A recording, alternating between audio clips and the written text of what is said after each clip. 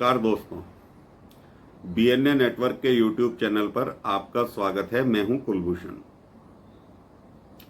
आज फिर से बात करेंगे अरविंद केजरीवाल की।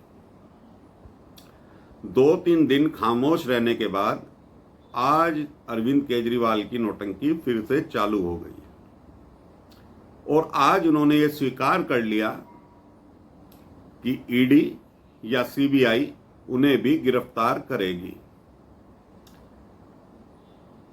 एक राष्ट्रीय चैनल में बोलते हुए, सवालों के जवाब देते हुए उन्होंने ये स्वीकार करा कि अभी तो बहुत लोग जेल जाने वाले हैं और मेरा नंबर भी उसमें शामिल है। मुझे भी, क्योंकि उन्होंने पर्सनल अटैक किया नरेंद्र मोदी पे, तो उन्होंने नरेंद्र मोदी का नाम लेके कहा कि एक कम पढ़ा लिखा इंसान जो देश का प्रधानमंत्री बन जाता है वो अरविंद केजरीवाल को भी जेल में डालेगा। अभी मैं आपको इतनी ही सूचना दे रहा हूं, लेकिन अरविंद केजरीवाल इतनी हड़बड़ी में हैं, इतनी जल्दबाजी में हैं कि अभी कर्नाटक चुनाव, जो विधानसभा के चुनाव होने हैं कर्नाटक में, वहां पर चुनावी बिगुल नहीं बजा है, लेकिन अरविंद केजरीवाल ने वहां पर 80 कैंडिडेट्स की अपनी लिस्ट जारी कर दी और इतने परेशान, इतने हताश आज अरविंद केजरीवाल नजर आ रहे थे कि जाने उनको कल ही ईडी गिरफ्तार कर लेगी। आज भी पत्रकारों के सवाल के जवाब में उन्होंने कहा कि मनीष सिसोदिया शिक्षा मंत्री थे, वो आबकारी मंत्री नहीं बोल रहे।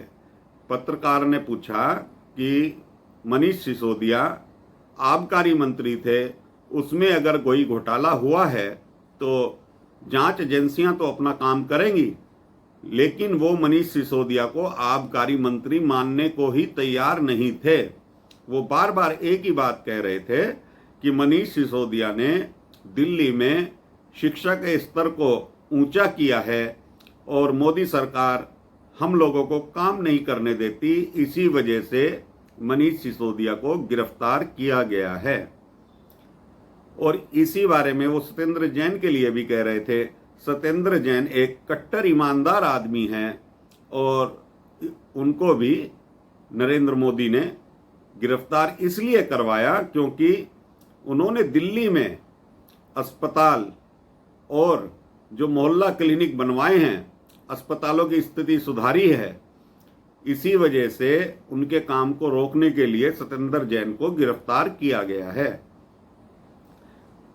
आज इस बात का जवाब अरविंद केजरीवाल से नहीं बना कि जब कोरोना के टाइम में सत्येंद्र जैन बीमार हुए थे या मनीष सिसोदिया बीमार हुए थे, तो वो लोग सरकारी अस्पताल में क्यों नहीं एडमिट हुए, क्यों नहीं उन्होंने अपने सरकारी अस्पतालों से इलाज करवाया, जबकि वो तो ढिंडोरा पीट रहे हैं, जोर जोर से पीट रहे हैं कि हमने अस्पताल बहुत अच्छे कर दिए हैं दिल्ली के।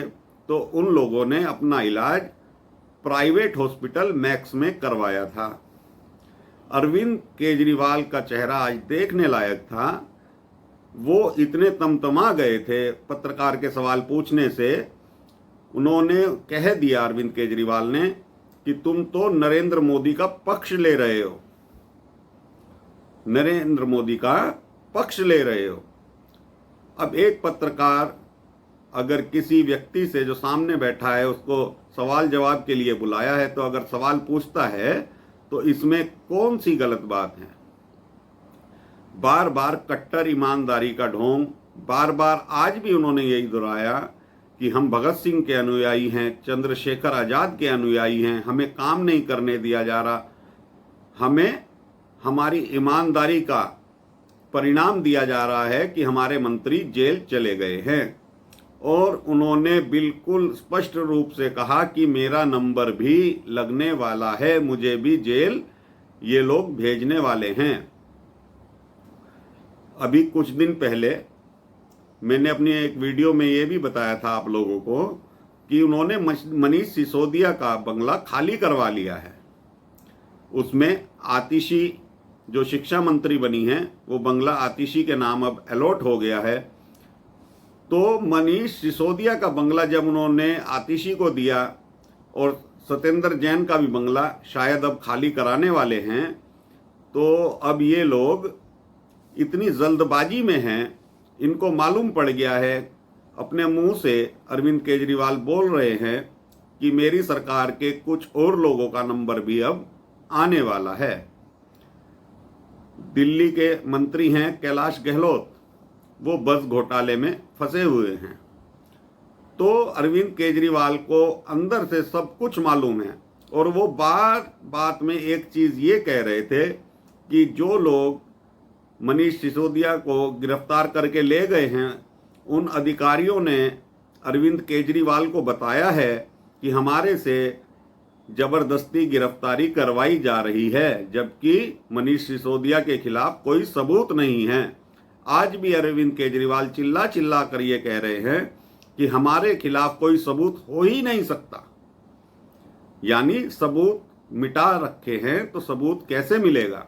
लेकिन जब ईडी ने मनीष सिसोदिया की रिमांड उनको दोबारा मिली, उस दिन जज के सामने एक सबूत ये कहा कि जब 22 जुलाई 2022 को सीबीआई जांच की अनुशंसा उपराज्यपाल ने करी तो मनीष सिसोदिया ने उस फैसले के तुरंत बाद ही अपना मोबाइल बदल लिया था। और आज अरविंद केजरीवाल इतने घबराए हुए हैं कि कविता आज ईडी के सामने पेश हो गई, जबकि पिछली बार उन्होंने ईडी के सामने जाने से इनकार कर दिया था और ये हवाला दिया था कि मेरा केस सुप्रीम कोर्ट में लंबित है, सुप्रीम कोर्ट जब इंटरवीन करेगा तो जब मैं आपके सवालों के जवाब दूंगी। लेकिन के कविता को भी इतना डर सता रहा है कि आज वो ईडी के सामने पेश हो गई। 11 मार्च को 9 घंटे की उनसे पूछताछ हुई थी, आज भी पूछताछ जारी है। अब जब के कविता डर के मारे ईडी दफ्तर पहुंच गई हैं तो अरविंद केजरीवाल हड़बड़ा गए हैं, घबरा गए हैं और उन्होंने आनन फानन में कर्नाटक के लिए अपने 80 उम्मीदवारों की लिस्ट जारी कर दी।